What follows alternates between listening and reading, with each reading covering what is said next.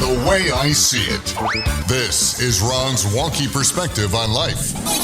Ladies and gentlemen, let's dive into a topic that's been low-key stressing me out lately. Gen Z lingo. Yes, the cryptic code that today's youth use to communicate, leaving the rest of us feeling like we're trying to decipher hieroglyphics without the Rosetta Stone. You know, I used to think I was pretty hip. I could handle a LOL here, a BRB there. But now, I feel like I've fallen into an alternate universe where words no longer mean what they used to. They now use words like fire to mean something other than fire. Fire apparently means they're excellent.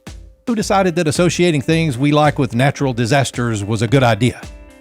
And then there's slaps, as in this twizzy slaps. Evidently, slaps means something is really good. So now physical violence is a measure of quality? What's next? The Daily Mojo punches me in the face?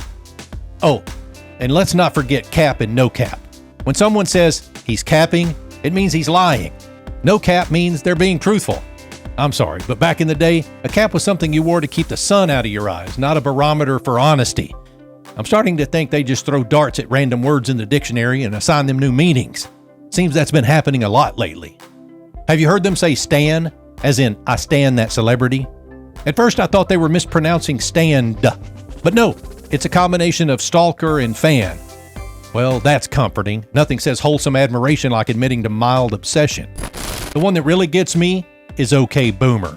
It's the ultimate conversation stopper. You could be in the middle of a brilliant point, and if a Gen Zer doesn't agree, they just throw out okay boomer, and suddenly you're dismissed like an outdated software update. Pisses me off. They're simp. If you're being too nice to someone, you're a simp.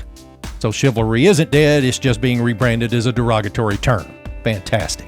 Trying to keep up with this ever-evolving language makes me feel like I'm running a marathon on a treadmill, expending a lot of energy but not actually getting anywhere. It's as if they've created a verbal secret handshake to identify each other while leaving the rest of us scratching our heads. But you know what? Maybe they're onto something. Perhaps creating their own lingo is their way of bonding, of setting themselves apart, just like every generation before them. After all, we had our groovy, our far out, and let's not forget the utterly perplexing bad, meaning good. So to all the Gen Zers out there, I may not fully understand your language, and I might misuse yeet in a sentence, but I'm willing to learn. Just be patient with me, and maybe eventually I'll be able to tell the difference between salty, shook, and snatched. Until then, if you see me nodding blankly during our conversations, just know that I'm processing, and please, for the love of all that's lit, don't ask me to spill the tea or hit the whoa. I pulled a muscle last time I tried. No cap.